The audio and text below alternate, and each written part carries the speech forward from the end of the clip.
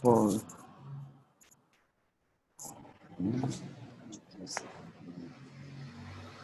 Vale.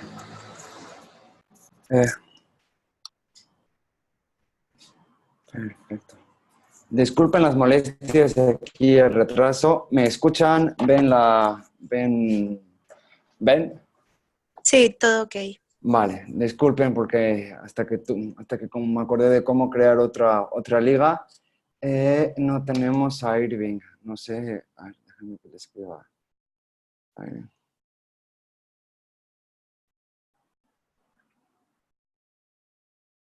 Otra.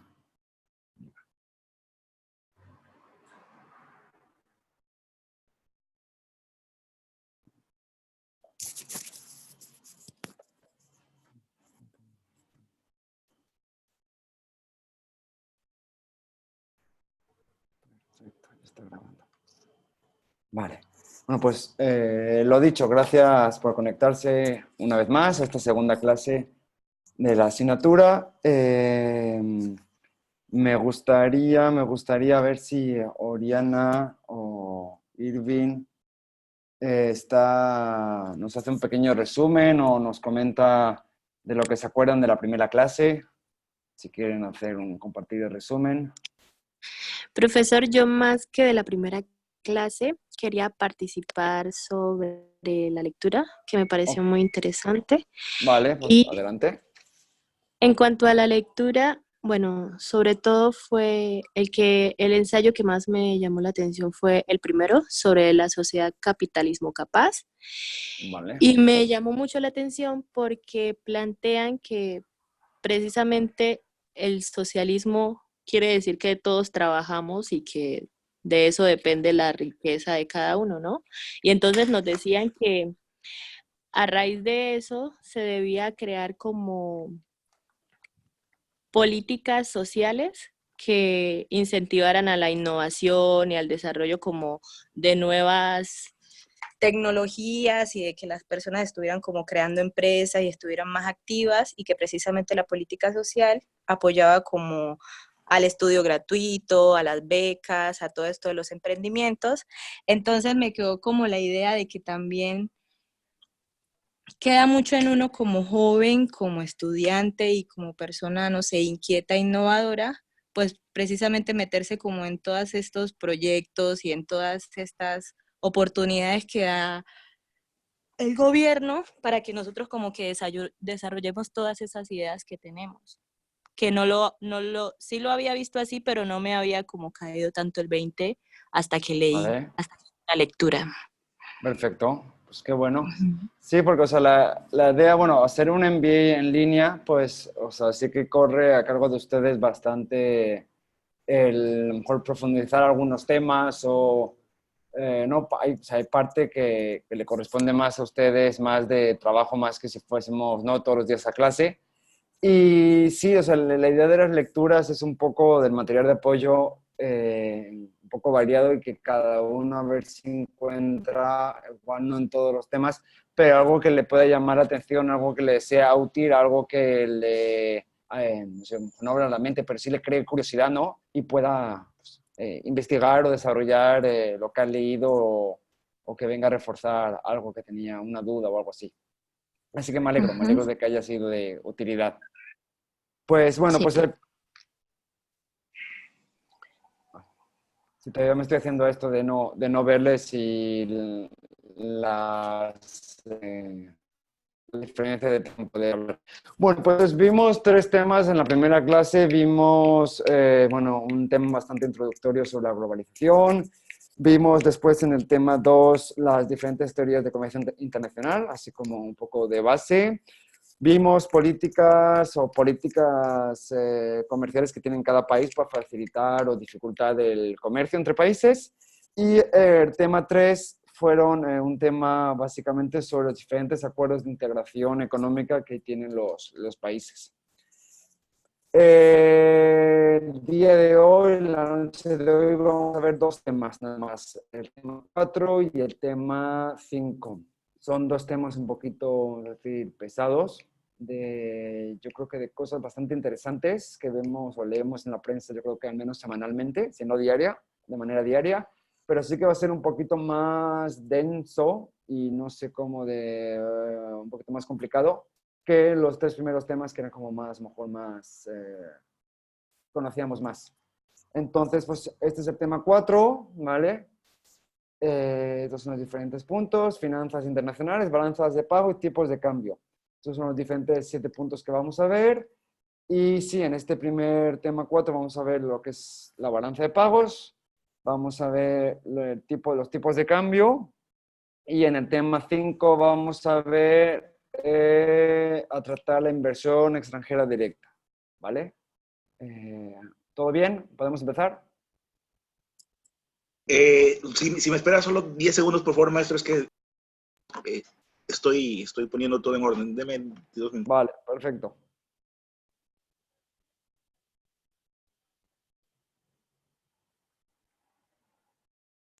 Listo, es que no encontraba mi pluma. Vale, perfecto. Vale. Pues entonces, así a manera general, en este curso, en esta materia, estamos viendo las decisiones de los individuos cuando hacen negocios que involucran transacciones entre diferentes economías, pero también estudiamos las estrategias, las políticas y el funcionamiento de los mercados que tienen que ver con este tipo de intercambios. Por esta razón, en este tema número 4, nos enfatizamos o vamos a enfatizar el rol que juegan dos elementos indispensables para llevar a cabo estos intercambios que se dan en este contexto globalizado. Por un lado tenemos la balanza de pagos, que es la contabilidad que se utiliza para registrar las entradas y salidas de divisas de una nación, ¿vale? Y los tipos de cambio. En la balanza de pagos hace parte de las cuentas nacionales que describen la oferta y la demanda de bienes y servicios transados, comerciados en una economía, ¿vale? Obviamente entre un país y otro país. Exportaciones e importaciones. Algunos de estos intercambios son resultados de la venta y compra de bienes o de servicios o préstamos del sector público, privado, y también están asociados a los flujos de capital para invertir en activos existentes o activos financieros, ¿vale? Y todos estos intercambios quedan registrados en lo que es la balanza de pagos, que vamos a ver en adelante, a partir del punto 3, más de manera detallada, ¿vale? Por otro lado, tenemos la tasa de cambio, que representa el precio de una moneda en términos de otra, ¿vale? Debido a que es necesario dar un valor a cada moneda frente a las demás divisas del mundo, se habla de la moneda de reserva, como aquella que actúa como numerario para las demás, ¿vale? En la realidad no ha sido desarrollado un instrumento común, por eso los países han adaptado sus monedas a aquellas que sean más representativas por su influencia económica, su importancia en términos de comercio, de flujos de inversión o por asuntos históricos. Bueno, pues en el caso de México y Colombia, pues es el dólar americano, ¿vale? Como para la mayoría de los países.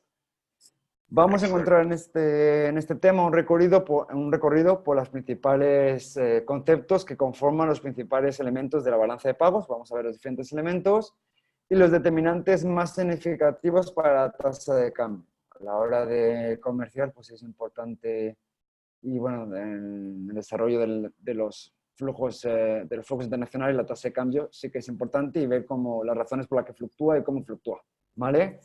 Vamos a se introducen instrumentos, ¿vale?, que permiten reducir la incertidumbre sobre la tasa de cambio en regímenes de tipo flexibles. Y vamos a ver al final del tema, esperemos que dé tiempo, si no lo dejaré colgado, lo que se denomina derivados, ¿vale?, que permiten asegurar con antelación la tasa de cambio que se negocia para estos intercambios internacionales, ¿vale? El objetivo de este capítulo es que al final de este capítulo tengamos nociones de cómo se establecen los elementos que hacen, los diferentes elementos que hacen parte de la balanza de pagos, ¿vale? Sus cuentas principales, la forma en la que se registran las transacciones y los efectos sobre el mercado de divisas, ¿vale? De ahí la relación entre balanza de pagos y tipos de cambio. También queremos comprender la composición y funcionamiento del mercado cambiario, identificar los elementos que hacen parte de la oferta y la demanda de dólares, conocer las diferencias entre distintos regímenes de tasa de cambio, flexibles o rígidos, aprender a analizar los elementos que determinan la tasa de cambio a un largo plazo y a un corto plazo, y ser capaz de analizar los movimientos de la tasa de cambio en el corto plazo y establecer el papel del riesgo en el mercado cambiario y las formas de mitigarlo, ¿vale? Ahí entran lo que se llaman futuros y derivados. Pues vamos a... sí. Vale. Entonces, bueno, pues primer punto, importancia de las finanzas internacionales. Ahí en la diapositiva están los dos cuentas más importantes de la balanza de pagos, la cuenta corriente y la cuenta de capitales. Y bueno, pues podemos decir que las finanzas internacionales cumplen una serie de conceptos que tienen que ver con el registro de las transacciones internacionales dentro de las cuentas nacionales. ¿Vale? En la primera parte vamos a explicar los elementos que conforman la balanza de pagos, ¿vale? Como me he dicho, la cuenta corriente y la cuenta de capitales. Y en una segunda parte vamos a estudiar los elementos que componen el mercado, sus determinantes, los regímenes y las políticas económicas que lo afectan. Y la forma de evitar el riesgo que implica la volatilidad. La importancia de estos aspectos radica en el hecho que son elementos indispensables para llevar a cabo las transacciones entre países, ¿vale? Así como por el notable incremento que ha tenido entre países las transferencias de todo tipo de recursos. Como vimos en el primer y segundo tema, pues llevamos viviendo básicamente ya casi 30 años en la última fase de la globalización, y gracias a la tecnología, a diferentes factores, pues ha habido un aumento bastante importante del comercio de bienes y servicios, de flujos de capitales, y hay tanto pues, movilidad de mano de obra cualificada como no cualificada entre países, ¿vale? Y algunos ejemplos de la importancia de la globalización de las finanzas internacionales, pues podríamos mencionar 3 ejemplos diferentes, ¿vale? Las políticas monetarias y fiscales expansivas de los países desarrollados en estos últimos años por la crisis han influido en el comportamiento de los flujos de capital.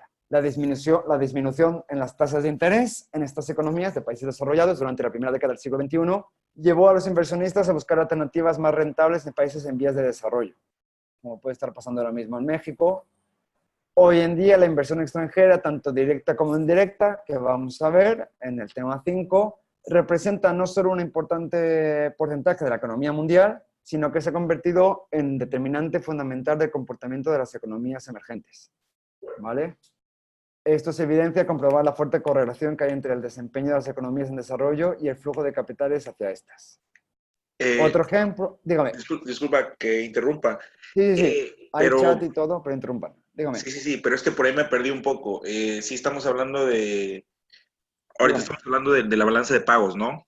Estamos hablando de, o sea, vamos a hablar de lo que más adelante, de los 2 componentes de la balanza de pagos, y vamos a ver, o sea, estamos como justificando por qué la balanza de pagos es importante a la hora de hablar de, o sea, en el contexto de un mundo global y hablando de mercados, o sea, en el comercio mundial. O sea, la balanza de pagos es donde se queda registrado todos los intercambios, todas las salidas y entradas de dinero de un país con otro país, con el exterior, en líneas generales. Y todo esto se debe, o sea, la balanza de pagos influye en la tasa de cambio, tiene una repercusión en la tasa de cambio, y todo esto está englobado en un mundo globalizado y en un aumento de los flujos, ¿vale? Flujos de capital, exportaciones e importaciones, que aparte, últimamente, con políticas monetarias de ciertos países, pues está haciendo que la balanza de pagos pues, tenga más importancia aún. Vale. ¿Sí? O sea, a la hora de intercambiamos, puede ser servicios, puede ser productos, o a la hora de invertir, estamos invirtiendo o intercambiando entre varios países y están con monedas diferentes, ¿vale? Obviamente, para que haya ese intercambio o ese flujo de capitales, hay que cambiar dinero. O sea, tiene que haber un intercambio de divisas, ¿vale? Y ese intercambio de divisas se intercambia a una tasa de cambio, ¿vale? Y la balanza de pagos es uno de los motivos que hace que fluctúe en la balanza, o sea, que cambie y que cambie a diario el tipo de cambio de las divisas. Ok, entendido. ¿Perfecto? Vale. Entendido, entendido. O sea, y estamos... Vale, perfecto. Pues sí, o sea, la gente invierte en países, la gente que tiene ahorros, fondos, personas, invierten en otros países que no es el suyo por tipos de interés. O sea, si al final hay países que bajan el tipo de interés, vamos a decir países desarrollados, para sobrellevar la crisis o para crecer y bajan los tipos de interés para que fluya el dinero y fluya la economía en esos países desarrollados, pues a bajar ese tipo de interés, los países en vías de desarrollo, sin tener que subir su tasa de interés, se convierten en destinatarios de flujos de capital y en inversión extranjera indirecta. Porque esa gente que está en un país desarrollado está buscando la manera de conseguir maximizar la rentabilidad y entonces envía su dinero o invierte en países en vías de desarrollo, o puede ser también pues inversiones que se hacen en otros países a la hora de producir un bien para saltarse los aranceles de importación de un producto, o puede ser en inversiones en commodities, ¿vale? Esos son solo unos ejemplos. ¿Vale? Ok, y esto viene a ser un poquito lo mismo y es al final el papel del comercio, las multinacionales y el sistema financiero en este contexto de la balanza de pagos y el tipo de cambio, ¿vale?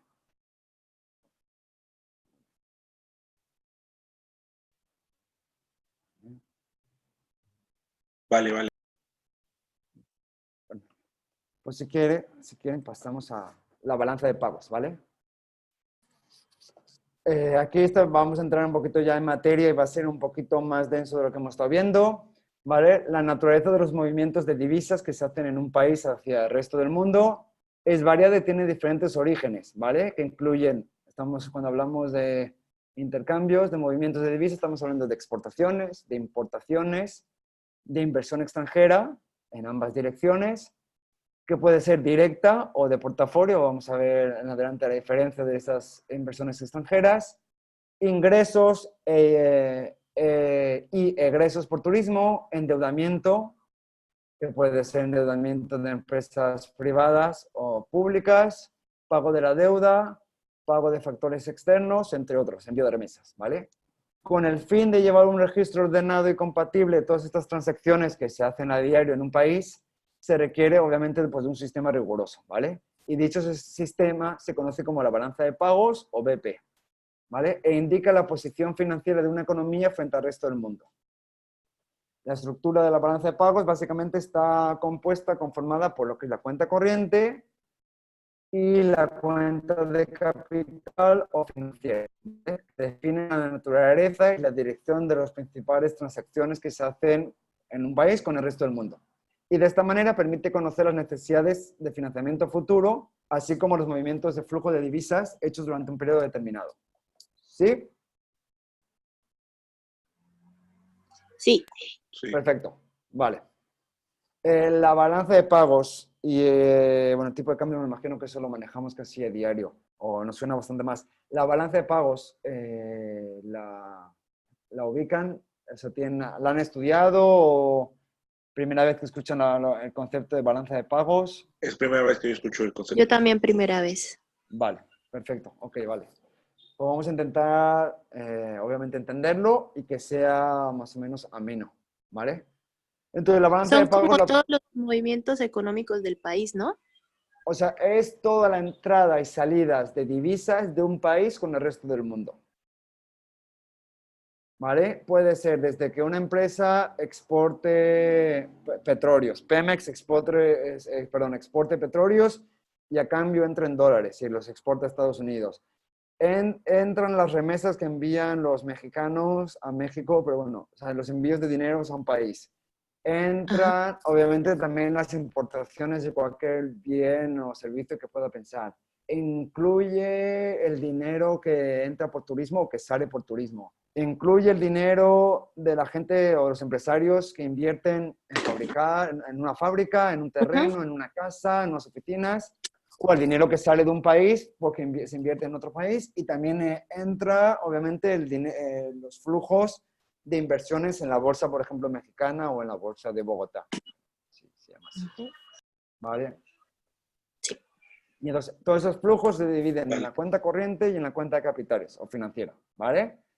Entonces, bueno, no sé si la cuenta de pérdidas y ganancias les suena un poco más, pero es algo similar a la cuenta de pérdidas y ganancias. ¿Vale? Y entonces pues, se registran todas las transacciones con el exterior de un país. ¿Vale? Y son esos, refleja los ingresos y gastos en divisas durante un periodo determinado, ¿vale? Mensual, trimestral o anual. El resultado neto obtenido, ¿vale? De esa diferencia entre los ingresos y los gastos de las divisas, ese resultado neto obtenido se acumula a través de las reservas internacionales, ¿vale? ¿Reservas internacionales les suena el concepto? Un poquito más, yo creo que sí. Vale, o sea, vamos a verlo todo así de manera, o sea, teórica y luego vamos a ver aquí están los tres vídeos que van a explicar un poquito el balance de pagos, o sea, un vídeo porque igual con un vídeo se entiende mejor, y vamos a ver dos vídeos cortos sobre las reservas internacionales, ¿vale? Como para que quede claro. O sea, estos son igual elementos que sí que son elementos para que queden claros y recordar de esta asignatura. Balance de pagos, reservas internacionales y los tipos de cambio, ¿vale? Ok, pues un país que logra atraer suficientes flujos de divisas del exterior, bien sea a través de ventas de bienes o por las inversiones internacionales, ¿vale? Presentará una balanza de pagos positiva, ¿vale? Que le permitirá tener una mejor posición en términos de reservas internacionales, ¿vale? Obviamente, si entra más dinero del que sale, pues al final es superávit. Y como hemos dicho que el resultado de esa diferencia se acumula a través de las reservas internacionales, pues si hay superávit en esa balanza de pagos, pues al final pues es un incremento de las reservas internacionales. ¿Vale? En México, la balanza de pagos es administrada y publicada por el Banco de México, ¿vale? Que es además el encargado de manejar las reservas internacionales del país. ¿Vale? Las administra y el Banco, o sea, el Banco Central de México administra esas reservas internacionales y es el propietario de esas reservas. O sea, cuando hablamos de reservas internacionales, son divisas, ¿vale? Son reservas, son activos que tiene el Banco de México, son activos, o sea, es dinero que tiene el Banco de México invertido en otros bancos, en lugares, o sea, en activos fácilmente convertibles en dinero, seguros, por lo tanto no recibe una gran utilidad, una gran rentabilidad por esos activos, o sea, por ese dinero que tiene invertido, pero ese dinero, o sea, esos activos y ese oro que tiene el Banco de México, o sea, esas reservas internacionales, es el respaldo que tiene el Banco de México para el peso mexicano. ¿Sí o no?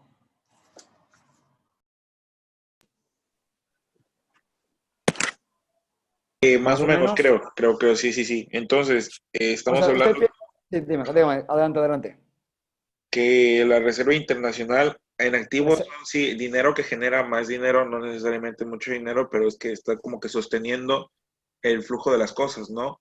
Es lo que entiendo. Sí, o sea, o sea, vamos a ir viéndolo adelante, o sea, voy adelantando cosas, pero, o sea, a la hora de que de que la economía, empresa, o sea, vamos a poner un ejemplo que vamos a ver más adelante, o sea, Pemex. Cuando Pemex exporta petróleo y lo vende a Estados Unidos, Pemex, pues, no, vende el petróleo y a cambio recibe dólares. No, obviamente los estadounidenses compran el petróleo en dólares. Vale. Cuando Pemex recibe esos dólares, pues, o sea, para hacer los pesos los tiene que cambiar. ¿vale? Y obviamente pues con esos pesos ya o los invierte o le sirve para pagar sueldos o es ahorro o es ganancia o es dividendo. Pero los cambia, ¿vale? Entonces el Banco de México le cambia a Pemex esos dólares. O sea, el Banco de México recibe esos dólares y le da a cambio, por la tasa de cambio que haya en ese momento, pesos a Pemex. Otro ejemplo puede ser la deuda que coloca el gobierno mexicano en el extranjero. Esa deuda pública externa, o sea, la coloca en dólares, ¿vale? Entonces, y a la hora de pagar intereses, esos intereses pues los tiene que pagar en dólares, no los va a pagar en pesos, los pagan en dólares. Entonces, para pedir dólares, el gobierno lo que hace es pedirle dólares al Banco de México y el Banco de México recibe pesos a cambio, ¿vale? Entonces, el Banco de México, con todas esas reservas que tiene, pues en lugar, como cualquier persona, en lugar de tenerlas en una cuenta corriente, las invierte para que generen una cierta rentabilidad. Como las tiene que tener invertidas en activos de mucha seguridad, de mucha confianza y fácilmente convertibles en dinero, pues si se necesitasen, pues por lo tanto no recibe una rentabilidad muy alta. Pues a más riesgo, más rentabilidad, pues a menos riesgo, menos rentabilidad, ¿vale? Y no sé si les suena lo que es el patrón oro. No. Vale, pues hace años, o sea, hablando del siglo XIX, las monedas de cada país estaban, no soportadas, no me sale la palabra ahora mismo, soportadas en el oro que tenía cada país, ¿vale? A partir de Bretton Woods, a partir de la mitad del siglo XX, el valor de una moneda ya no está basado en la cantidad de oro que tenga un país, sino en el dólar, ¿vale? O sea, en las reservas internacionales que con el paso del tiempo, pues el dólar va perdiendo un poco de fuerza, pero al final es en los dólares que tenga el Banco Central de cada país, ¿vale? Eso es al final, esas reservas sirven para cambiar dólares por pesos, para la economía que se necesiten, o sea, para que el gobierno mexicano pague sus intereses a la gente o a los países o a los fondos que le hayan prestado dólares. Y al final es también en lo que se basa el valor del peso. ¿Vale? Pero vamos a ir viéndolo poquito a poco más adelante. ¿Vale? Entonces, como estábamos hablando, el criterio del signo que lleva cualquier movimiento en la balanza de pagos es contable, ¿vale? Por lo tanto, el registro es positivo cuando hay una entrada de divisas al país. Ejemplos de entrada de divisas al país. Pueden ser las exportaciones, ingresos provenientes de los gastos que hacen los turistas extranjeros, ¿vale? La inversión extranjera proveniente de exterior, el envío de remesas desde otros países, por ejemplo. Y en todos ellos la economía a la cual se está analizando recibe recursos externos. O sea, esos son ingresos, o sea, eso es dinero, capital que está entrando a la economía nacional, ¿vale? Cuando se trata de una salida de divisas, la forma como se refleja en la balanza de pagos es negativa, ¿vale? Al resultado final. Ejemplos de salidas de dinero de este tipo de transacciones, pues hablamos de importaciones, o sea, está entrando un producto, uno está importando un producto, pero están saliendo divisas, ¿vale? El pago va hacia el exterior. Inversiones que hacen nacionales, o sea, colombianos, mexicanos en otros países. Puede ser pago de utilidades de una subsidiaria de una multinacional a la casa matriz, o sea, dinero que sale de una subsidiaria a la matriz. Y en todos estos casos, contrario a lo que se pasaban los ejemplos señalados en el párrafo anterior, o sea, en lo que hablábamos antes, las divisas salen del país, ¿vale? No están entrando, sino que están saliendo del país. ¿Entendido? ¿Siguen? Sí. Los ejemplos Sí. de salida. Vale. Ok, como no les veo ni nada, pues por eso les pregunto así como varias veces. Sí. Vale, entonces la cuenta corriente que hemos visto, que es la primera cuenta, considera todos los ingresos y egresos relacionados con pago de factores, ¿vale? Incluyendo la venta de bienes y servicios. Y luego, bueno, incluyen la cuenta de bienes y servicios. En esta cuenta tenemos como 3 subcuentas. La balanza comercial, ¿vale? Que representa la diferencia entre las exportaciones e importaciones de un país. La renta de los factores, que puede ser los pagos a trabajadores o dueños del capital o de la tierra que están empleados en el exterior, y las transferencias, que incluyen las remesas, que se diferencian de la renta de los factores por no tener contraprestación, o sea, no es un pago por un servicio, es envío de dinero, ¿vale? Y todos estos factores o todos estos movimientos en las balanzas se consideran como ingresos, ¿vale? Si el flujo de divisas es hacia el país, o sea, hablamos de ingresos cuando ingresa dinero al país, hablamos de egresos cuando el dinero sale del país. Por otro lado, tenemos la cuenta de capitales o la financiera, ¿vale?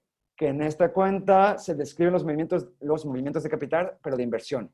La principal característica de esta cuenta, la cuenta de capital o financiera, es que afecta la posición de activos o pasivos del país con respecto al exterior, ¿vale? Tiene varios criterios para identificar las transacciones que registra. En primer lugar, en esta cuenta identifica los flujos financieros de largo y corto plazo y de cada una de estas subcuentas, ¿vale? Se presentan los cambios en activos, propiedad y pasivos, deuda. En un segundo lugar, se toman en cuenta dos tipos de inversiones de acuerdo con el uso de recursos. La inversión extranjera directa, que representa recursos que son utilizados en la generación y acumulación de capital productivo, o sea, que es para producir un bien o para construir. Y luego tenemos la cartera, o sea, la inversión de cartera o de portafolio, ¿vale? Que se refiere a las inversiones en activos financieros, que pueden ser compras de acciones o de bonos, ¿vale? Entonces, bueno, balance de pagos, ingresos y egresos en un país con el resto del mundo, y se dividen en la cuenta corriente y en la cuenta de capitales, ¿vale?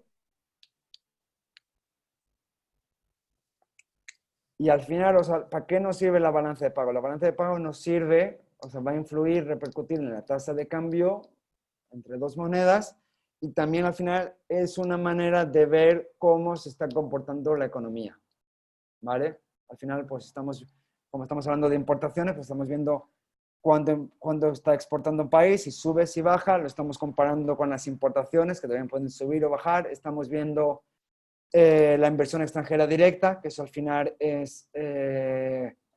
muestra la confianza que tienen otros países en invertir en un país concreto, puede ser México o puede ser Colombia, y estamos también viendo los ingresos o salidas de la gente que está invirtiendo en la bolsa y en los bonos, en la deuda de un país, ¿vale? Normalmente, o en el mundo ideal, si uno suma la cuenta corriente con la cuenta de capitales o financiera, esa suma les debe dar una cifra, o sea, tiene que ser a cero. Ese sería el mundo ideal, ¿vale? ¿Más o menos entienden? Sí. Sí, profesor. Vale, perfecto. O sea, en ejemplo, o sea, si uno está importando cosas, ¿vale? ¿No? Está importando y está saliendo dinero, o sea, uno está hablando de la cuenta corriente, vamos a poner el caso que en un país las importaciones están aumentando, importaciones. Al final, eso, o sea, ¿qué viene siendo? Viene siendo que están entrando productos, ¿no? O servicios, y están saliendo divisas a otro vale. Entonces, eso es negativo porque están saliendo divisas. ¿Cómo se contrarresta con la cuenta de capitales? Pues normalmente, al importar, pues uno está saliendo divisas, uno está gastando dinero en un país. Ese país normalmente va a necesitar, pues se va a endeudar y va a necesitar nuevas divisas que se reflejan en la cuenta de capitales. Cuando un país se endeuda, puede ser empresa privada o puede ser el país, pues cuando uno se endeuda, entran divisas, ¿vale? Esas divisas nuevas es lo que al final más o menos compensa la cuenta corriente, ¿vale? Y da un balance cero.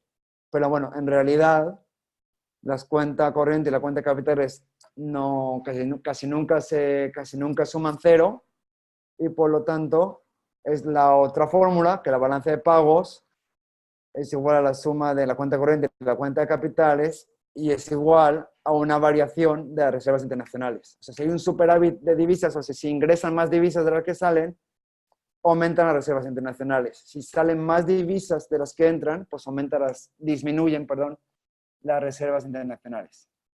¿Vale? Vale, vale. Perfecto. Vale. Y obviamente, pues lo que hemos dicho, cuando baja las reservas, pues eso es lo podemos llamar desacumulación de reservas, ¿vale? Nos podemos hacer la pregunta de que o sea, si las reservas internacionales o sea, son unos activos, tiene un valor contable, o sea, tiene o sea, millones de dólares, podríamos pensar o preguntarnos cuál es ese valor, ¿no? O sea, cuál es el valor concreto o cuál es el porcentaje óptimo que tiene que tener un país, ¿vale? Cada país es diferente, obviamente fluctúa a lo largo de los meses y de los años, ¿vale? Pero una noción importante a tener en cuenta es que las reservas internacionales de un país al menos tienen que cubrir la necesidad de dólares o de salida de divisas en dólares de ese país, ¿vale? O sea, al menos el país tiene que tener en el momento en que se calcule divisas necesarias para hacer frente a los pagos en otras monedas que va a tener ese país en un año, ¿vale? ¿Sí? Sí. Sí, profesor, perfecto. ¿Vale? O sea, Entendido. piensen que al final, piensen en empresas importantes, piensen en cada país que tiene que pagar deuda, o sea, tiene que pagar vencimientos, tiene que pagar intereses en dólares y al final ese gobierno necesita los dólares que tiene la reserva, o sea, el Banco de México en reservas internacionales. Si ese país no tiene esos dólares, pues tenemos un problema, ¿vale? Y bueno, y un porcentaje a lo mejor para comparar las reservas internacionales de un país a otro, porque obviamente no va a tener las mismas reservas internacionales Nigeria que China. Un ratio a tener en cuenta sería el de las reservas internacionales divididas por el PIB, ¿vale? O sea, eso es un ratio comparable entre países.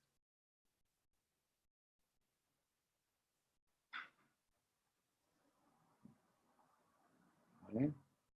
O también puede ser las reservas internacionales dividida con toda la deuda externa pública que tiene un país, ¿vale? O sea, todo el dinero que va a tener que devolver el país. Vale, pues yo creo que en este momento Claro. vamos a ver estos 3 vídeos que en la primera clase no lo escuchaban, así que déjenme a ver si lo tengo aquí. Se lo voy a enviar por el chat. Chat. Y así pueden ir viéndolo, ¿vale? Son vídeos breves. Cuando vean este vídeo, primer vídeo, sí que lo analizamos y pasamos al segundo.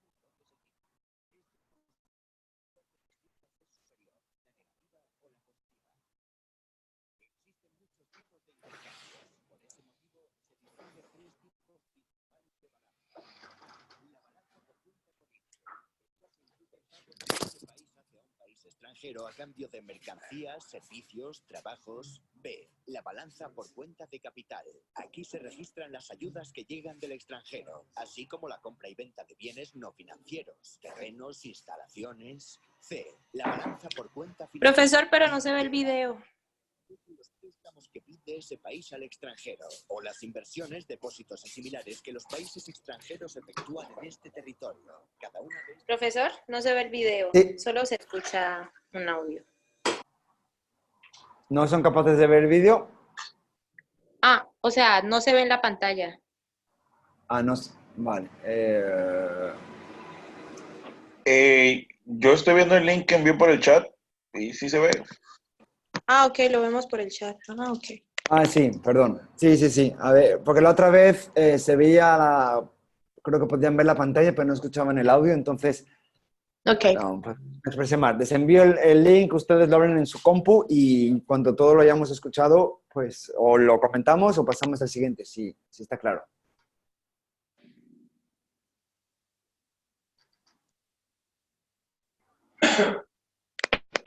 Sí, claro.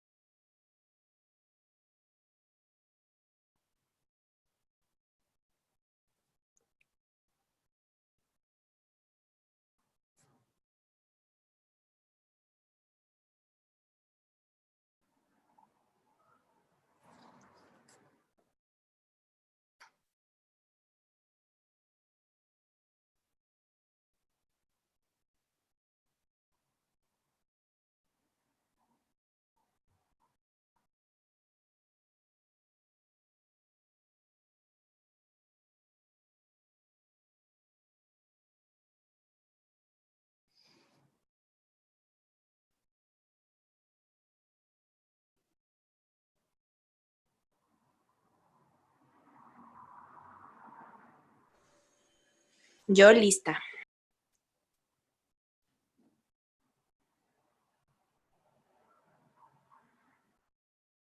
Perfecto.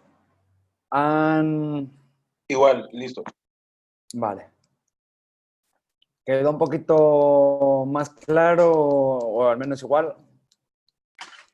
Sí, un poquito más claro. Bueno, sí. Ya lo había Sí, o entendido sea, igual. vale. Si quieren de aquí a la semana, o sea, a la semana que viene que veamos el siguiente tema, si tienen alguna duda o pregunta o lo que sea, escríbanme porque sí que si es la primera vez que viendo estos conceptos, igual suena un poco a chino y son cosas como que toma tiempo asimilar. O sea, no es complicado y son cosas que hacemos nosotros mismos o vemos todos los días o que se lee en la prensa, pero sí que igual es un poquito complicado asimilar. Entonces Sí, vamos a ver es un ahora poco, dos sí. vídeos cortos sobre las reservas internacionales y el Banco de México. ¿vale? Pues les voy a enviar este link uno por uno. Vale, el segundo link lo veo, se lo envío para que lo puedan ver.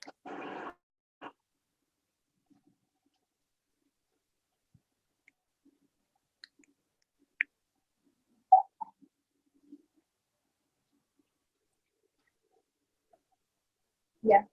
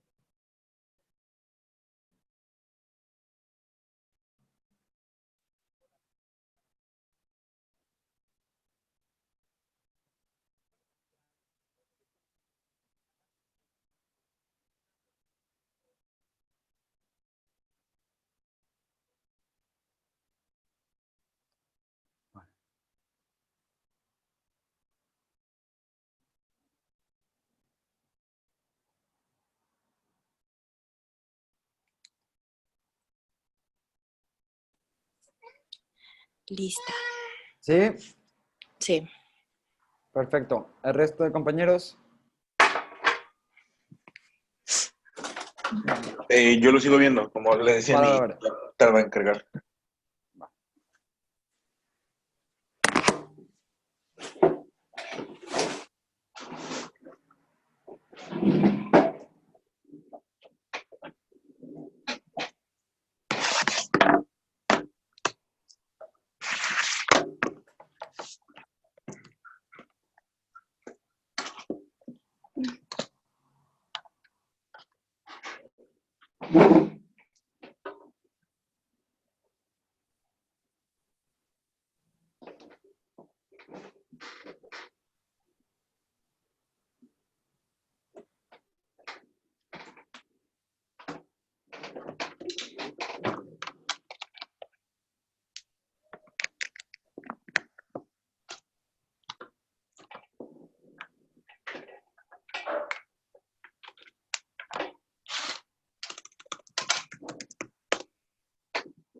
Ay, mi chocolatina.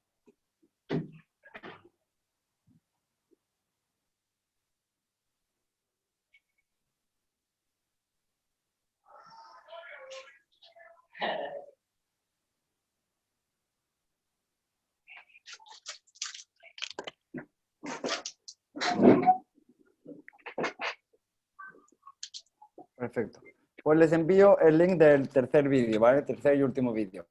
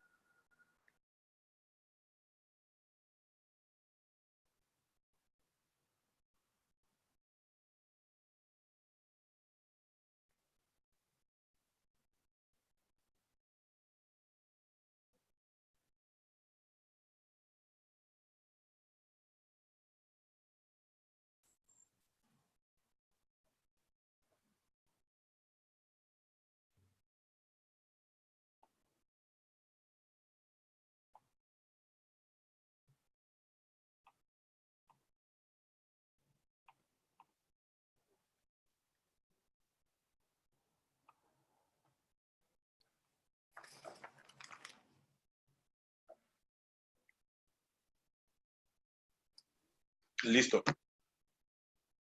Ok.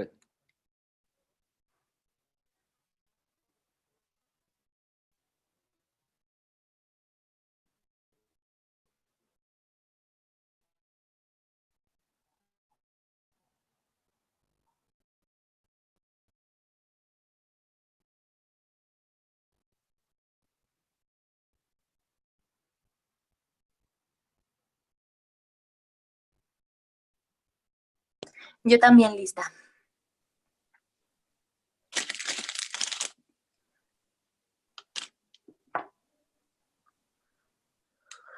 Perfecto. ¿Les queda un poquito más claro? Sí, profesor. Vale. Vale. Bueno, pues ya he visto la balanza de pagos y las reservas internacionales. Vamos con la tasa de cambio y su equilibrio, ¿vale? Entonces, bueno, pues obviamente las transacciones requieren cambiar moneda local por moneda extranjera o viceversa, como ya habíamos hablado un poquito antes. Y obviamente se debe determinar un precio a la moneda y un método para determinarlo, ¿no? Para llevar a cabo esas compras y esas ventas en el exterior, ¿vale? Entonces, la tasa de cambio es el precio de una moneda en términos de otra y la moneda de reserva es la divisa que se utiliza como referencia. La moneda de reserva, la moneda de referencia tanto para México como para Colombia, pues es el dólar, ¿vale? Sí. Y obviamente hay un mercado de divisas, ¿vale?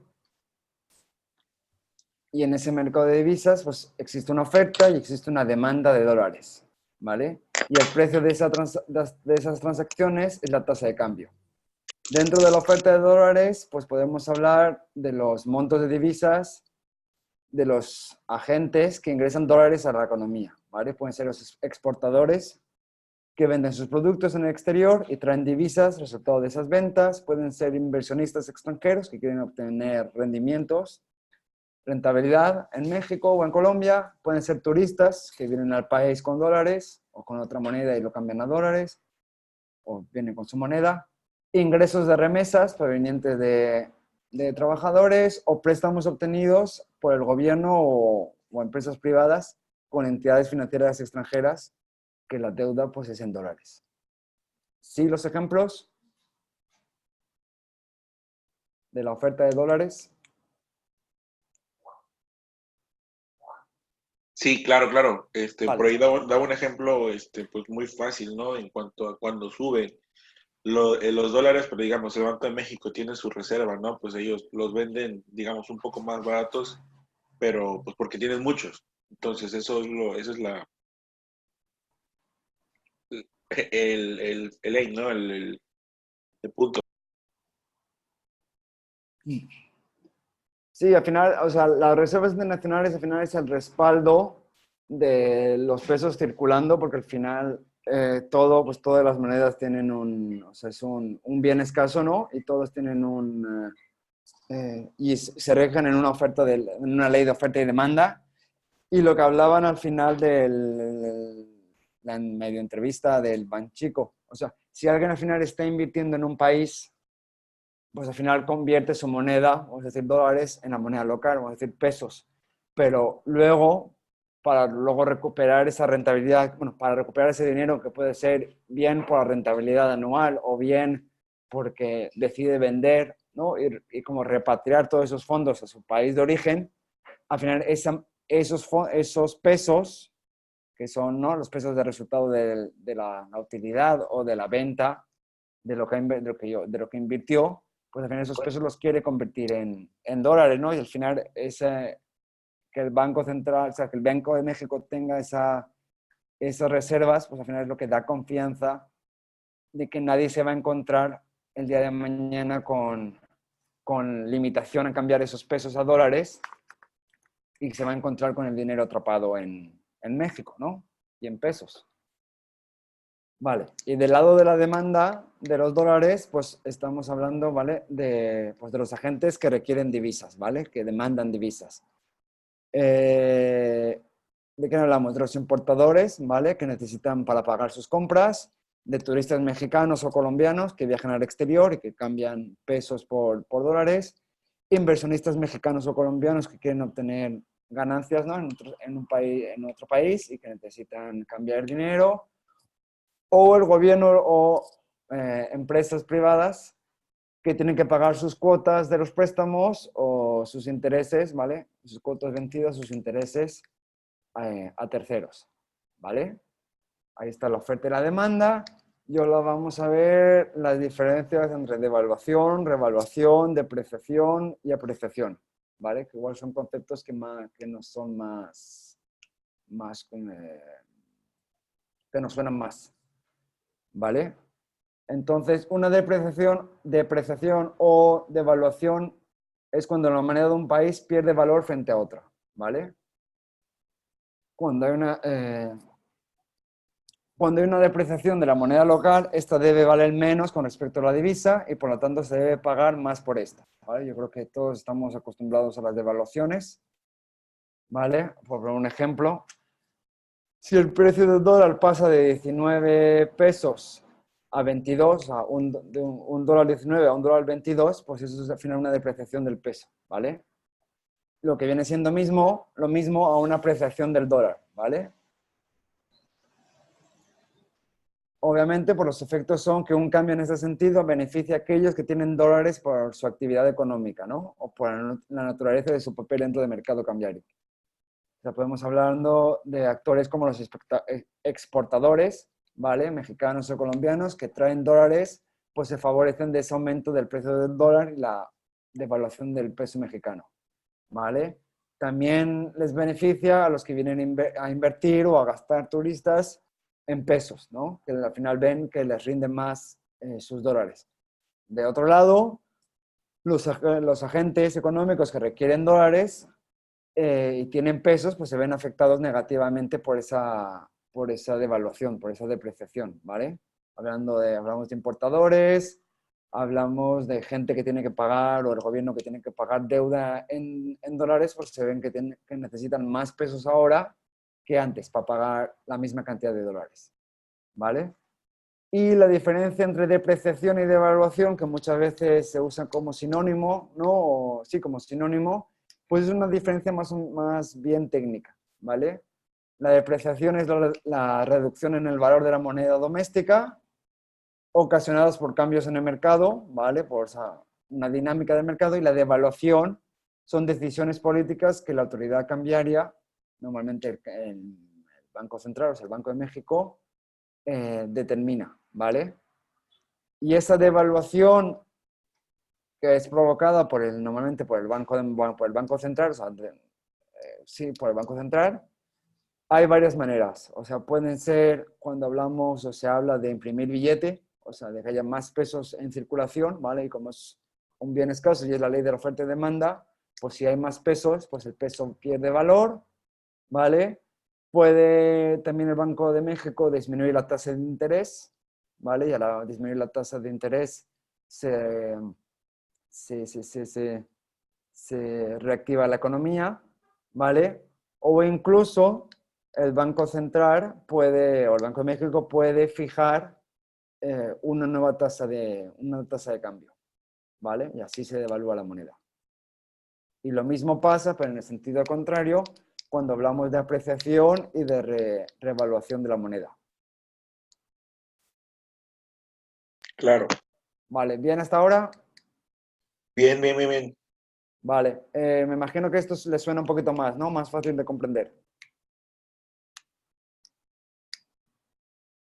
Sí, claro, es que esto es ahora es que algo en lo que no profundizamos, pero en cierto modo siempre ha estado ahí. Y pues sí, tal vez en cuanto a tecnicismos y nombres no tenemos tanto la idea, pero bueno, al menos ahora yo viendo esto, sí como que todo medio tiene sentido y obviamente voy a volver a ver la clase y voy a hacer más investigación, pero pues sí, sí tiene sentido y para mí sí está claro. Vale, perfecto. Sí, o sea, son como muchas palabras técnicas, muchos, mejor conceptos que igual no, que sí que les suena o sí que entienden, pero igual llamados de otra manera o con un contexto. Entonces sí, entre el material de apoyo, las lecturas, yo creo que con la clase y cualquier duda y demás, yo creo que sí que acabarán entendiéndolo todo.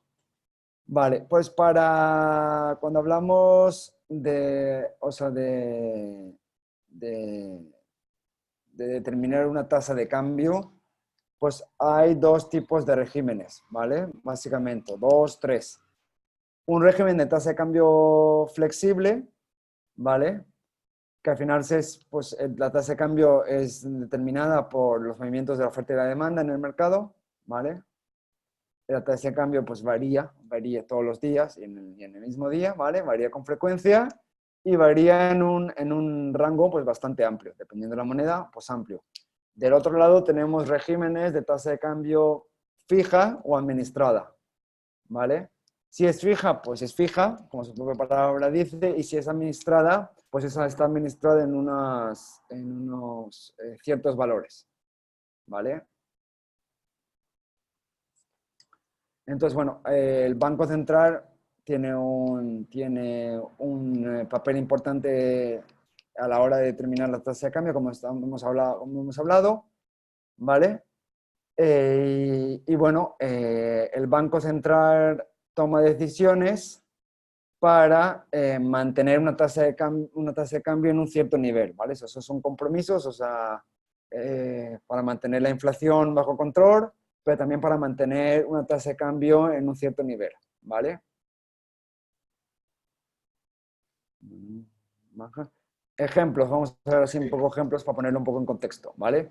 Si hay una entrada de dólares, ¿vale? Que puede ser ocasionada por mayores exportaciones o por el aumento de la inversión extranjera o por transferencia, ¿vale? Proveniente del exterior, habrá una presión a la baja, ¿vale? Una revaluación en la tasa de cambio del peso respecto al dólar, ¿vale? Por el incremento de la oferta de dólares. La forma de contrarrestar esta presión consiste en que el Banco de México o de la República Colombiana aumente la cantidad de pesos. De esta manera, la relación entre la cantidad de dólares y de pesos se equilibra de nuevo, ¿vale? Por lo tanto, un ingreso de dólares se compensa con un incremento de la oferta monetaria, ¿vale? Creación de pesos. Y con los ejemplos que hemos visto. Entonces, al final, el Banco Central, el Banco de México, el Banco de Colombia, juega con la ley de la oferta y demanda para mantener la tasa de cambio en unos rangos, bueno, dependiendo también, o sea, el tipo de régimen, si es fija o si es fija, pues tiene, o sea, tiene totalmente más responsabilidad para mantener esa tasa de cambio fija. Si es administrada, pues tiene más un cierto rango para jugar con la tasa de cambio. Y si es flexible, bueno, pues se deja al mercado la ley de la oferta y demanda, pero bueno, con unos ciertos límites, ¿vale? Entonces, viendo un poquito más detalle cada... Vale, bueno. Espérese, ¿qué hora es? 10:23. Vale, pues bueno. Yo creo que vamos a... Vale, yo creo que ya quedó claro. A seguir.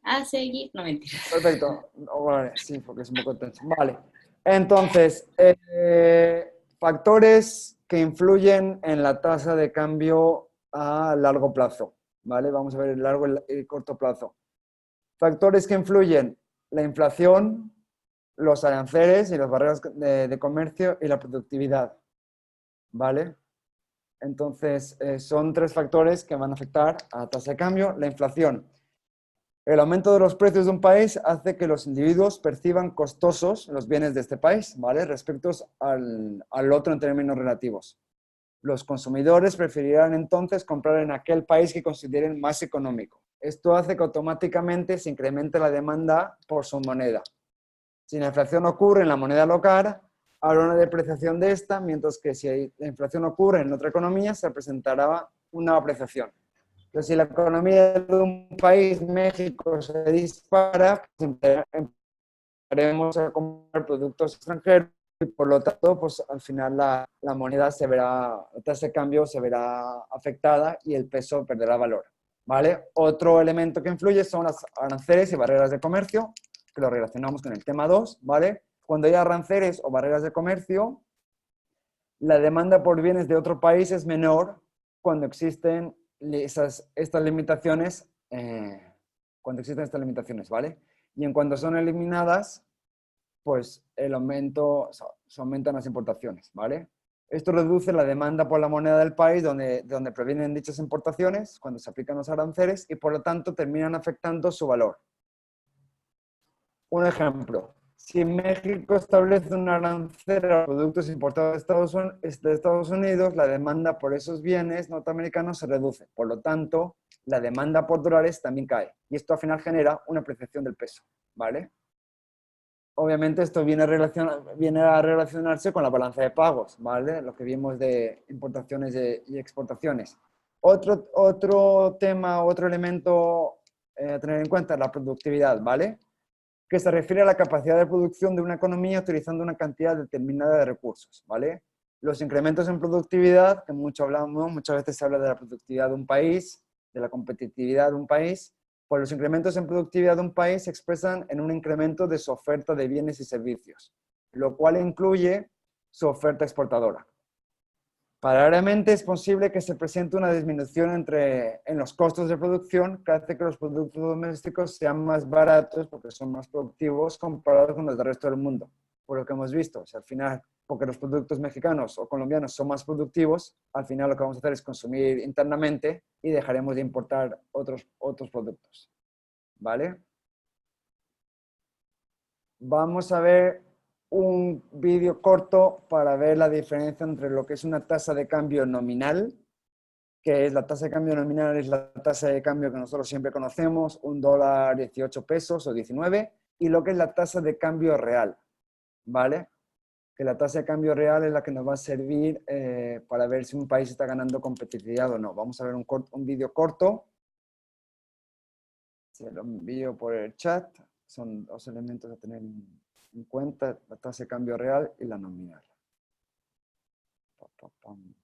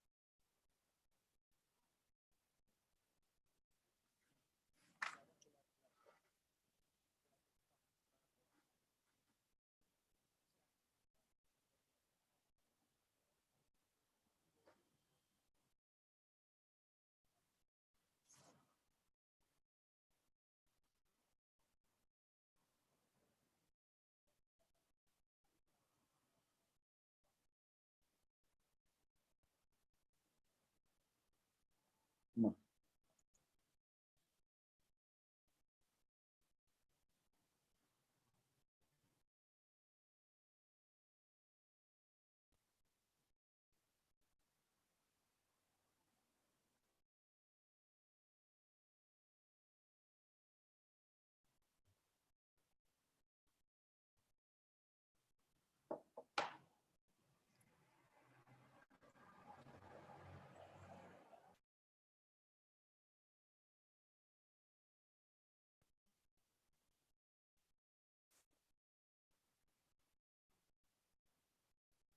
Sí, ¿ya lo vieron?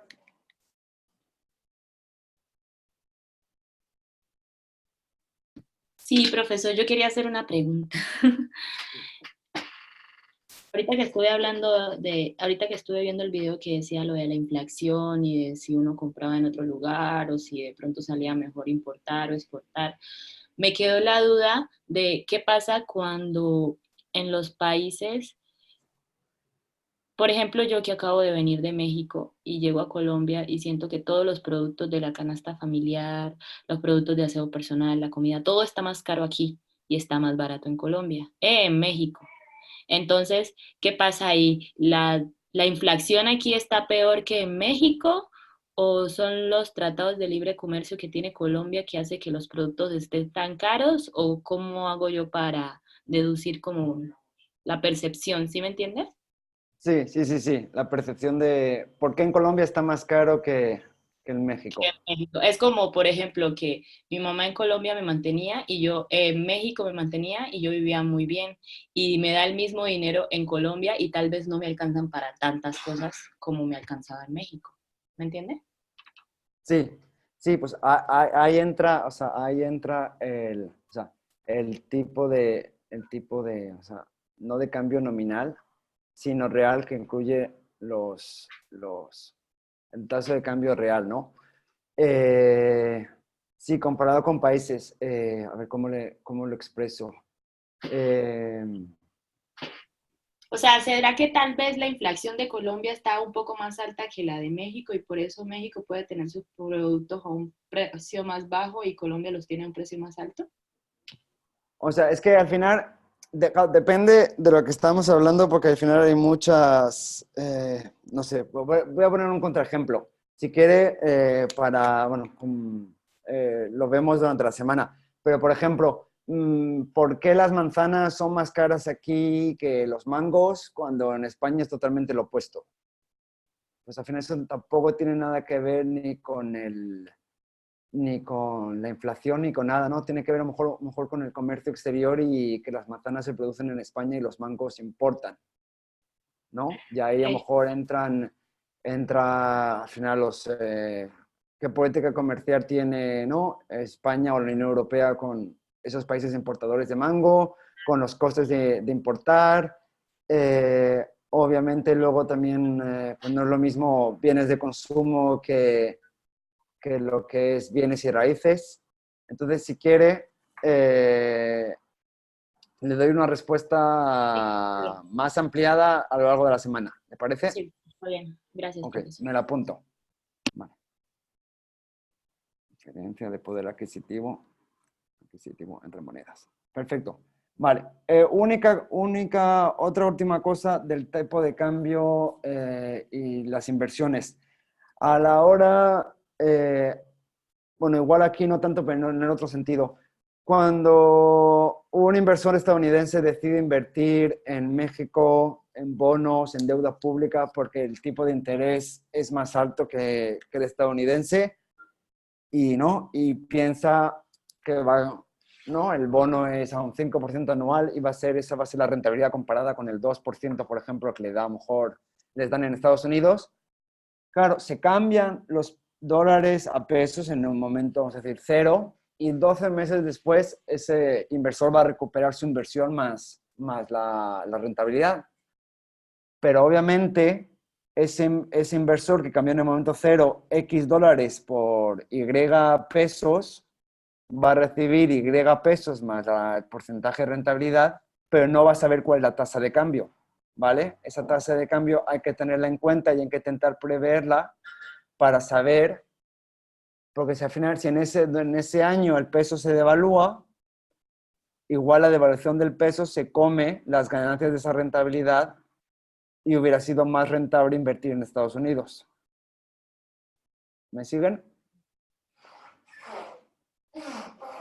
Sí, profesor, sí. Vale, ok. Y eso también va a influir en los flujos de capital y en el tipo de cambio.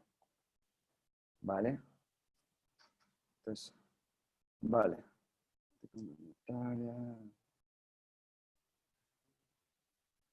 Vale, 38. Vale. Perfecto.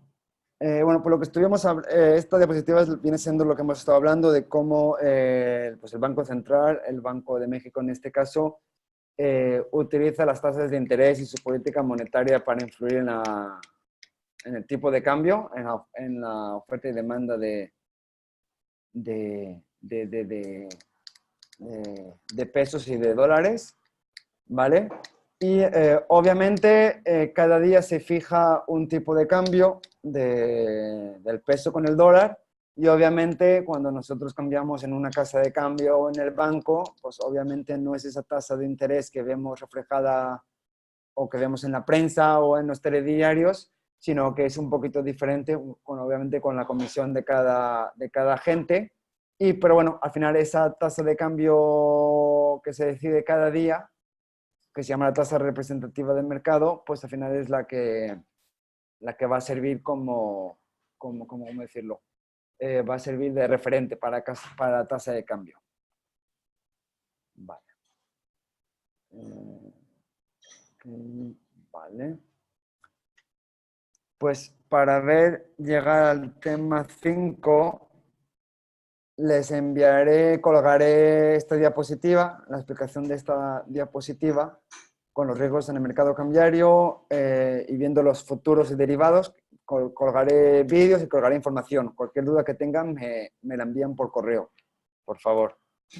Y vamos a pasar al tema 5, ¿vale? Inversión extranjera directa, ¿vale? La inversión extranjera se va a dividir en dos grandes apartados. La directa, que es la que se invierte en terrenos, en fábricas, para construir algo, y la inversión extranjera en portafolio o en directo, que es la que se usa para invertir en bolsa o en bonos, ¿vale? Obviamente la inversión en portafolio normalmente o indirecta es la que se hace en corto plazo, y la inversión directa es más a medio y largo plazo. ¿Vale? Sale. Perfecto. Ok. Obviamente, cuando entran flujos, pues hablando en inglés, inflows, cuando sale la inversión, outflows, ¿vale?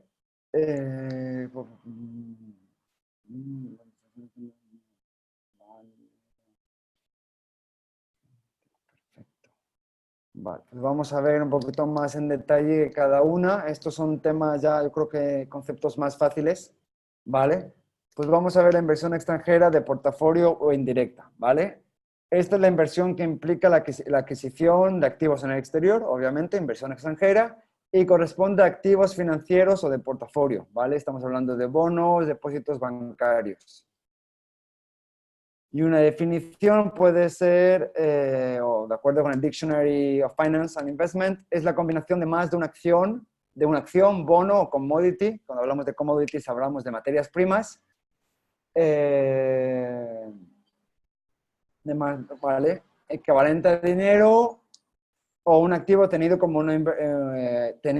un inversionista individual o institucional, ¿vale? No puede ser un fondo. ¿Vale? El propósito de la conformación de un portafolio es la reducción del riesgo por la vía de la diversificación, ¿vale? Esta inversión, que también la llamamos inversión financiera o inversión extranjera financiera, hace referencia a las transferencias de títulos activos financieros entre los agentes económicos, ¿vale? Que, como hemos dicho, busca materializar en el corto plazo y de manera permanente materializar pues, las ganancias de su inversión, ¿vale? El portafolio, como conjunto de activos, puede ser manejado por personas naturales o jurídicas, ¿vale? Esas personas jurídicas se convertirían en inversionistas de portafolio. Tan importante resulta este tipo de inversiones que existen empresas constituidas para manejar el portafolio de otras empresas, ¿vale? Que son conocidas como inversionistas institucionales. Entre las que se han destacado en el último tiempo los fondos mutuos de inversión o mutual funds, que forman portafolios colectivos de empresas o individuos, ¿vale? Otras entidades que manejan inversiones de portafolio son los bancos, aseguradoras, fondos de empleados, fondos de pensiones, igual en noruego, ¿vale? Y bueno, cada vez más se está dando la privatización de la seguridad social, ¿no? Sobre todo en Latinoamérica, y al final, pues, ese dinero para la jubilación, pues al final hay que invertirlo.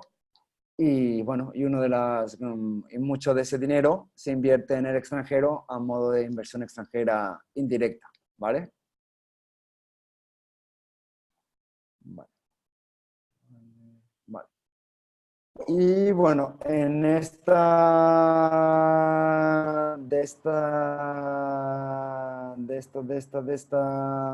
sea, a través de estos fondos, ¿no? Que al final aglutinan dinero de diferentes personas y invierten en otros países, pues lo que se está buscando, lo que buscamos, al final es una diversificación. Al final estos fondos pues, son capaces de colocar el dinero en diferentes activos y eso al final diversifica, ¿no? Y menor riesgo.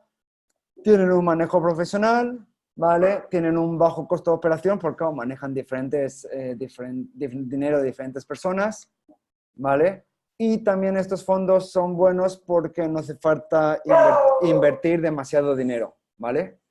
O sea, son flexibles en el monto a invertir, ¿vale? A la hora de invertir en el extranjero, pues hay obviamente varios riesgos económicos, ¿vale? Que se debe evaluar tanto un inversionista individual como un fondo, ¿vale? Y esos son 3 diferentes riesgos, podemos hablar de 3 diferentes riesgos a la hora de invertir en portafolios en el extranjero. Riesgo de la compañía, ¿vale? Obviamente el riesgo que viene de cada compañía, el riesgo del sector o de la industria y al final el riesgo del mercado, ¿vale? Cuando es la economía como un todo la que afecta el comportamiento de una empresa individual, ¿vale? Podemos hablar de los tipos de interés, de las fluctuaciones inesperadas del tipo de cambio, ¿no? Que al final están a nivel macroeconómico, de una recesión o incluso del riesgo país por riesgos políticos, ¿no? Eso al final son cosas que se tienen en cuenta a la hora de invertir. Vale. Y por otro lado, tenemos... ¿vale? La inversión extranjera directa, ¿vale?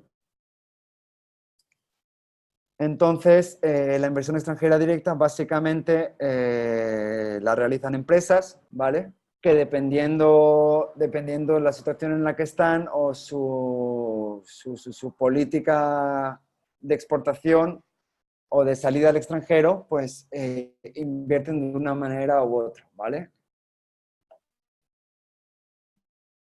No hay un orden exclusivo, ¿vale? Que indique cómo una compañía, ahí tienen a lo mejor un ejemplo, ¿vale? De los diferentes pasos que sigue una empresa a la hora de empezar exportando y hasta que decide dar un paso e invertir, ¿no? Sus capitales en otro país, ¿vale?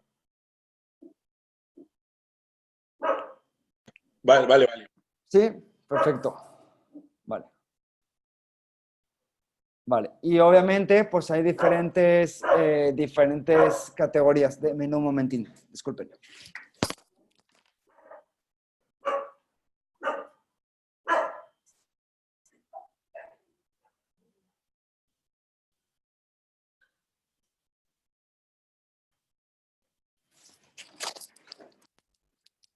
Disculpen. Pues a la hora de la inversión de parte de esa empresa, puede fusionarse o puede invertir en un pequeño porcentaje o iniciar o empezar una construcción, y entonces esas categorías serían la adquisición, la fusión, cuando decide fusionarse con la empresa, o inversiones de inicio o que se llaman greenfield según la inversión que decide hacer la empresa. Obviamente, la adquisición, fusión o inversión de inicio va a depender de la confianza y de riesgo, que hablábamos antes de riesgo, que vea una empresa en ese nuevo mercado, ¿vale? Tenemos inversiones extranjeras directas horizontales o verticales. Verticales hacia atrás o hacia abajo, ¿vale? Cuando hablamos empresas que quieren controlar todos los diferentes etapas de producción de un bien, o de manera horizontal cuando deciden invertir para producir el mismo bien, pero al final en diferentes países, ¿vale? Y demás, saltarse a lo mejor los aranceles o las cuotas que tengan ese país a la hora de limitar los productos que entren en un país, ¿vale?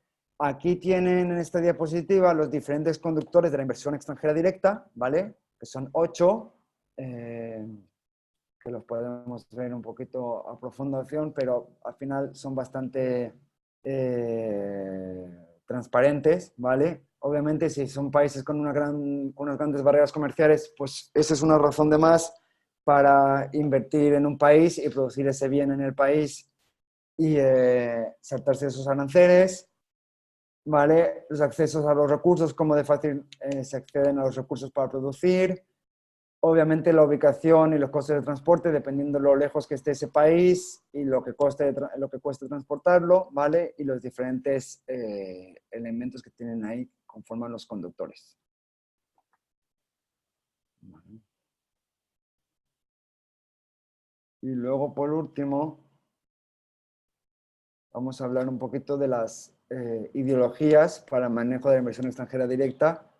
Estas son las, pues, como ponen, las condiciones que favorecen la inversión extranjera directa, ¿vale?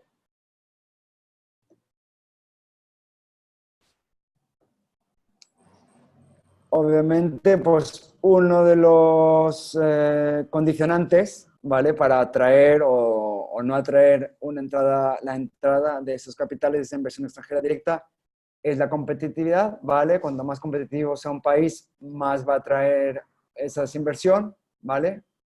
Y obviamente eso al final es un círculo virtuoso porque cuando más competitivo, más inversión extranjera directa atrae, pues más competitividad va a haber en ese país, ¿vale?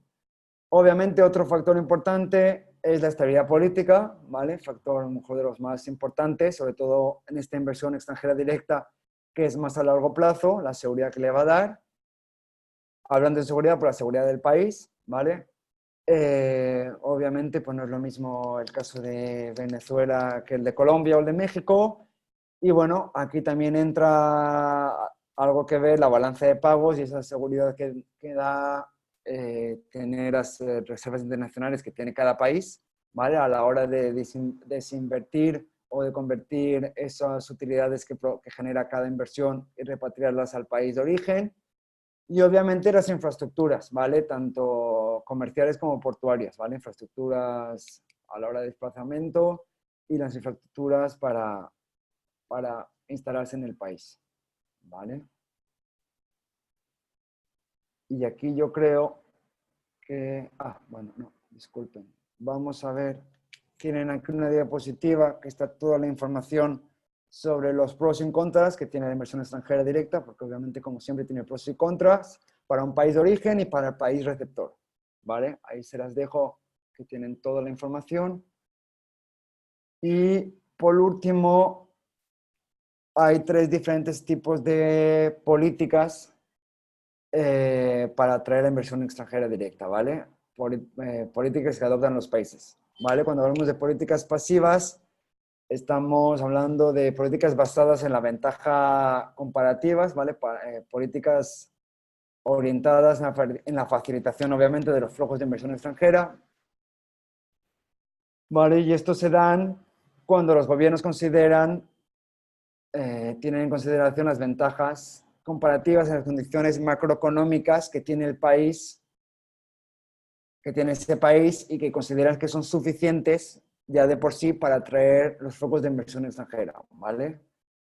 Como ya consideran que las condiciones comparados con otros países, las condiciones macroeconómicas son suficientemente buenas, pues estos países no sienten la necesidad de establecer políticas extras al respecto de fomentar esa inversión extranjera directa que llega al país, ¿vale?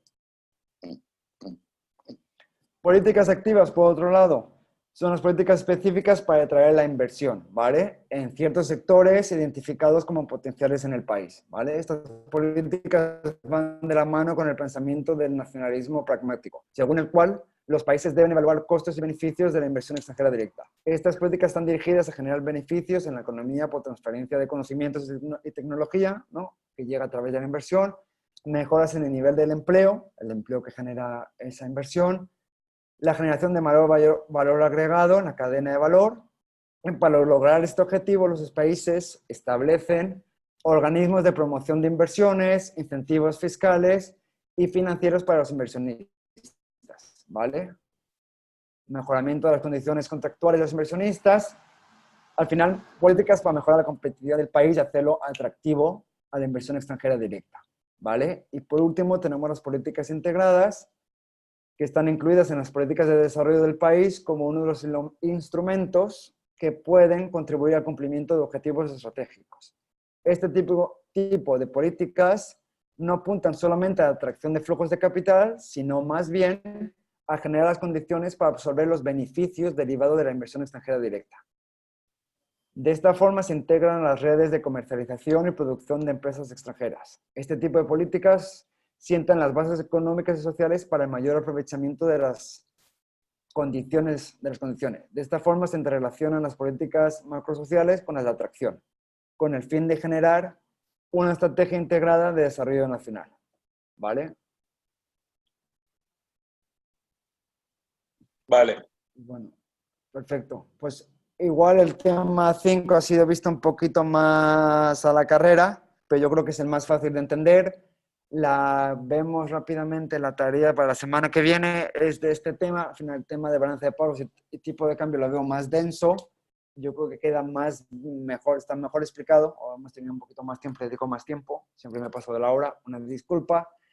Y entonces, la actividad para la semana que viene, pues es elaborar una infografía, ¿vale? Sobre la inversión extranjera directa en un país o una región a elegir, ¿vale? Aquí sientan ustedes libres de elegir México, de elegir un estado, de elegir una región del mundo que ustedes quieran.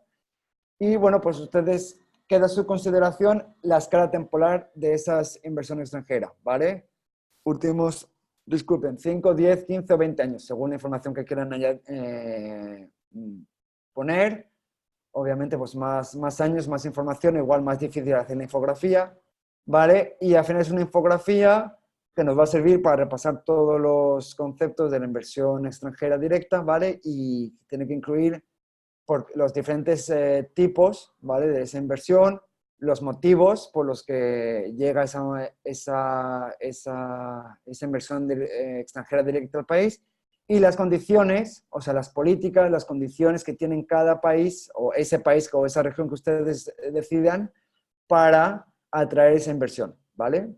Tienen aquí luego unas aplicaciones gratuitas que pueden usar para hacer la infografía. Y bueno, yo creo que es algo más dinámico y mejor menos aburrido, aunque un poquito mejor más complicado que hacer un ensayo. ¿Alguna duda, pregunta sobre los dos temas que hemos visto hoy? No, todo quedó claro. Como le repetía, todo esto también es un poco acerca de cultura general, ¿no? Y por ahí sentido común. Entonces, pues sí, muchos términos nuevos, pero pues muchas cosas que sí tienen sentido. Entonces, pues nada, todo bien, todo claro. Vale, perfecto. Sí, los dos temas están relacionados. O sea, al final, pues es la inversión extranjera directa o indirecta, al final hacen parte de la balanza de pagos, en ese, ¿no? Fluctuación, entrada y salidas de divisas. Todo está relacionado, son como muchos conceptos que todo hay como que ir encajándolo en un puzzle. Yo tengo una preguntita sobre la actividad de la infografía. Dice, considerando como escala temporal los últimos 5, 10, 15, 20 años, cualquiera, o sea, me puedo enfocar en cualquier línea de tiempo. Sí, eso es. Claro, la inversión extranjera. Eso es. Usted elige el país o la región del mundo, o sea, puede ser un estado mexicano, puede ser Ajá. lo que sea, y usted decide a lo que más adapte, o sea, lo que más, obviamente también, pues igual si en los 5 años, pues igual los 5 años se le quedan corta y prefiere 10 para ver fluctuaciones, o me explico, o sea, ya dependiendo cada caso, por eso puse esos diferentes lapsos de tiempo, porque según el caso, pues será más interesante, más o menos años. Ok, entendido. Vale. Gracias. ¿Vale? Perfecto. Pues muchas gracias. Nos vemos la semana que viene. Vale, profesor, gracias. Hasta luego. Perfecto. Igualmente, que tengan buenas Gracias. noches. Igualmente. Gracias.